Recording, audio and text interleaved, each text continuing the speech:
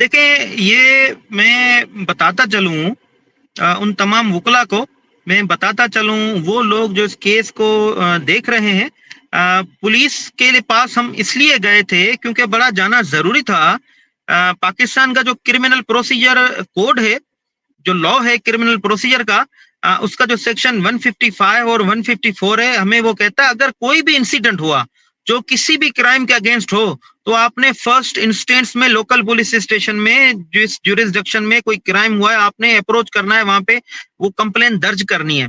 अब हमने पुलिस को इसलिए अप्रोच किया क्योंकि हमने एस्टेब्लिश करना था कि सीमा हैदर और बच्चे उस पुलिस स्टेशन की ज्यूरिसडिक्शन में रहते हैं और इसी पुलिस स्टेशन की ज्यूरिसडिक्शन से वो यहाँ से गए हैं। तो जब तक हम लोकल सतह पर एस्टेब्लिश नहीं करेंगे कि क्राइम यहाँ पर कमिट हुआ, बच्चे यहाँ से गए, सीमा हैदर यहाँ से गई, जब तक एस्टेब्लिश नहीं करेंगे तो आगे केस नहीं चलेगा।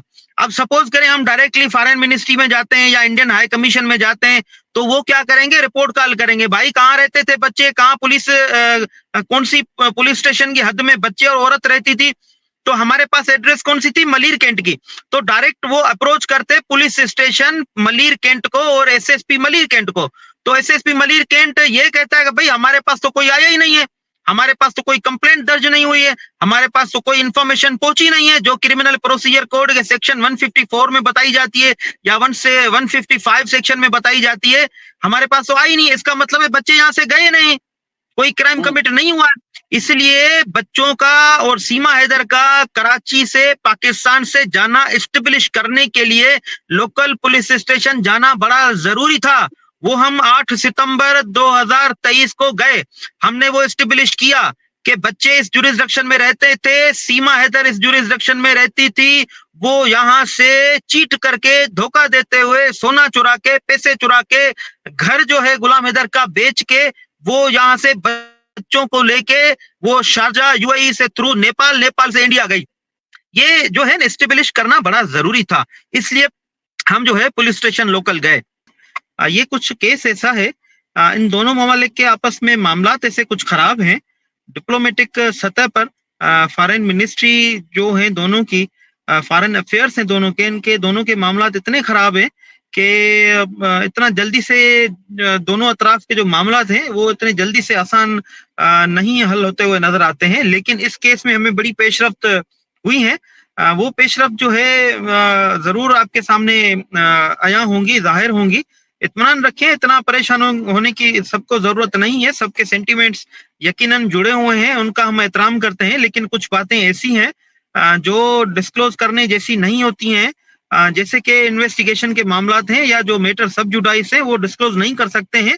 हमारे पास लॉ बना हुआ है, कंटेम्प्ट ऑफ कोर्ट लॉ हमारे पास बना हुआ है। अगर मैटर सब जुडाइस है, अगर किसी कोर्ट में मैटर चल रहा है तो हमने पब्लिकली आकर ये डिस्क्लोज किया सोशल साइट पर या न्यूज चैनल पर या किसी न्यूज पेपर पर, तो आपको पता है वो कंटेम्प्ट ऑफ कोर्ट के हमें नोटिस मिल सकते हैं, और चाहे वकील हो, जज हो, पॉलिटिशियन हो, कोई भी हो, तो उनके against contempt of court issue हो सकता है और कोर्ट के मामलात में हम मुदाखलत नहीं कर सकते। मुझे पता है लोगों के सेंटीमेंट्स इस केस के साथ जुड़े हुए हैं, मैं उनकी कदर करता हूँ, वो बड़ा इसमें इंटरेस्ट लेते हैं। इस वजह से ही मैं बार बार मीडिया पर आके उनको तसल्ली देता हूँ, उनके सामने आता हूँ, उनको सारी चीजें बताता हूँ, क्योंकि वो चाहते हैं कि ये मामला जल्दी हल हो जाए क्योंकि ये इंसानियत का केस है। तो ये है कि आपको मैं दोबारा कहूंगा कि मैं आपके सेंटीमेंट्स की कदर करता हूँ, जो चीजें बताने जैसी हैं मैं आपको बताता हूँ, बताता रहता हूँ, इन्फॉर्म करता हूँ। जो चीजें बताने जैसी नहीं होती है मैं वो उस पर डिस्कस नहीं कर सकता हूँ, क्योंकि मुझे पाकिस्तान के लॉ का, पाकिस्तान के कानून का, पाकिस्तान के कॉन्स्टिट्यूशन का मुझे जो है वो ख्याल करना है, एहतराम करना है। इसी वजह से आप देख रहे हैं कुछ पेशरफ्त ऐसी हैं जो हम पब्लिकली मैंने नहीं बताई है आपको। काफी 2 या 3 दिन हो चुके हैं, मैंने कोई भी अपडेट आप लोगों को नहीं दी है। मैं अपडेट आपको दूंगा, थोड़ा आप इंतजार करें, आपको खुशी की खबर जरूर आहिस्ता आहिस्ता मिलती रहेगी। जितने भी इस केस के स्टेजेस हैं, जितने भी इस केस के फोल्ड हैं, आहिस्ता आहिस्ता वो हल होते हुए नजर आएंगे जरूर। लेकिन आपको परेशान होने की जरूरत नहीं है, आप दुआ करें, अल्लाह पाक मदद करेगा इंशाल्लाह। देखें, बकाया जो जितनी भी इदारे हैं या बकाया जितनी भी अदलिया के सिस्टम में जहां पर ये प्रोसीडिंग चल रही है, उनका तो मैं अभी तस्करा नहीं कर सकता क्योंकि वो फिर उसी बात में आ जाएगा। लेकिन पुलिस का मैं डिस्कस जरूर करूंगा। पाकिस्तान की जो पुलिस है, जो सिंध पुलिस है, कराची की जो मलीर कैंट डिस्ट्रिक्ट की जो पुलिस है या मलीर कैंट का थाना है, उन्होंने जीरो कोऑपरेट किया है।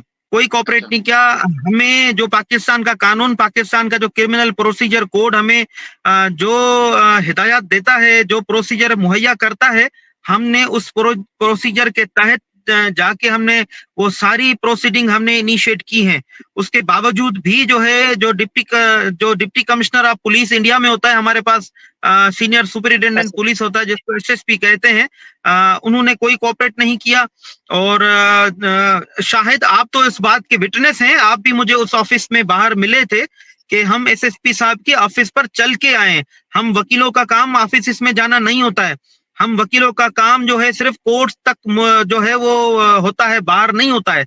लेकिन इस केस की जो है सेंसिटिविटी को देखते हुए मैं खुद एसएसपी मलीर कैंट की ऑफिस में गया और वहां पर वहां पे मामला सारे देखने की कोशिश की। ना एसएसपी मलीर ने कोई कांटेक्ट किया, न राब्ता किया, ना एसएसपी मलीर ने कोई केस से मुत्तलिक कोई भी जरा सा भी ताउन किया। बिल्कुल जीरो कारकर्दगी रही है एसएसपी मलीर की। और जो एसपी मलीर के अंडर जो कैंट थाना आता है, मलीर कैंट थाना, उसके जो एसएचओज हैं, उन्होंने भी कोई कोऑपरेट नहीं किया। उन्होंने कहा कि हमें एसएचओ जो एसएसपी साहब हैं, उनकी हिदायत के बगैर हम एक भी काम नहीं कर सकते। आप एसएसपी साहब को कहें, लेकिन ना एसएसपी साहब ने कोई कोऑपरेट किया, ना ही एसएचओ साहब ने कोऑपरेट किया। हाँ, इन पुलिस के अलावा जो हमें कानून इजाजत देता है क्रिमिनल प्रोसीडिंग्स की, अदालत के थ्रू, वो हमने जरूर की है, लेकिन पुलिस ने कोई कोऑपरेट नहीं किया। पुलिस ने बड़ा मायूस किया है पाकिस्तान की। और हमारे पास वो शवाहिद मौजूद हैं, वो हमारे पास वो सबूत मौजूद है, वो एविडेंस मौजूद है जो हमने एसएसपी मलीर कैंट को अप्रोच किया, उन्होंने डिनाई किया। और एसएचओ जो मलीर कैंट है उनको अप्रोच किया, और सारी एविडेंस मौजूद है। वो एविडेंस हम पब्लिक करेंगे, जरूर करेंगे। ये कुछ केस ऐसा है, इन दोनों ममालिक के आपस में मामलात ऐसे कुछ खराब हैं। डिप्लोमेटिक सतह पर फॉरेन मिनिस्ट्री जो है दोनों की, फॉरेन अफेयर्स हैं दोनों के, इनके दोनों के मामलात इतने खराब हैं कि इतना जल्दी से दोनों अतराफ के जो मामलात हैं वो इतने जल्दी से आसान नहीं हल होते हुए नजर आते हैं। लेकिन इस केस में हमें बड़ी पेशरफ्त हुई है। वो पेशरफ्त जो है जरूर आपके सामने आया होंगी, जाहिर होंगी। इत्मीनान रखें, इतना परेशान होने की सबको जरूरत नहीं है। सबके सेंटिमेंट्स यकीनन जुड़े हुए हैं, उनका हम एहतराम करते हैं। लेकिन कुछ बातें ऐसी हैं जो डिस्क्लोज करने जैसी नहीं होती हैं, जैसे कि इन्वेस्टिगेशन के मामलात हैं या जो मैटर सब जुडाइस है, वो डिस्क्लोज नहीं कर सकते हैं। हमारे पास लॉ बना हुआ है, कंटेम्प्ट ऑफ कोर्ट लॉ हमारे पास बना हुआ है। अगर मैटर सब जुडाइस है, अगर किसी कोर्ट में मैटर चल रहा है, तो हमने पब्लिकली अगर ये डिस्क्लोज किया सोशल साइट पर या न्यूज चैनल पर या किसी न्यूज पेपर पर, तो आपको पता है वो कंटेम्प्ट ऑफ कोर्ट के हमें नोटिस मिल सकते हैं। और चाहे वकील हो, जज हो, पॉलिटिशियन हो, कोई भी हो, तो उनके against contempt of court issue हो सकता है और कोर्ट के मामलात में हम मुदाखलत नहीं कर सकते। मुझे पता है लोगों के सेंटीमेंट्स इस केस के साथ जुड़े हुए हैं। मैं उनकी कदर करता हूँ, वो बड़ा इसमें इंटरेस्ट लेते हैं। इस वजह से ही मैं बार बार मीडिया पर आके उनको तसल्ली देता हूँ, उनके सामने आता हूँ, उनको सारी चीजें बताता हूँ, क्योंकि वो चाहते हैं कि ये मामला जल्दी हल हो जाए, क्योंकि ये इंसानियत का केस है। तो ये है कि आपको मैं दोबारा कहूंगा कि मैं आपके सेंटीमेंट्स की कदर करता हूँ। जो चीजें बताने जैसी हैं मैं आपको बताता हूँ, बताता रहता हूँ, इन्फॉर्म करता हूँ। जो चीजें बताने जैसी नहीं होती है मैं वो उस पर डिस्कस नहीं कर सकता हूँ, क्योंकि मुझे पाकिस्तान के लॉ का, पाकिस्तान के कानून का, पाकिस्तान के कॉन्स्टिट्यूशन का मुझे जो है वो ख्याल करना है, एहतराम करना है।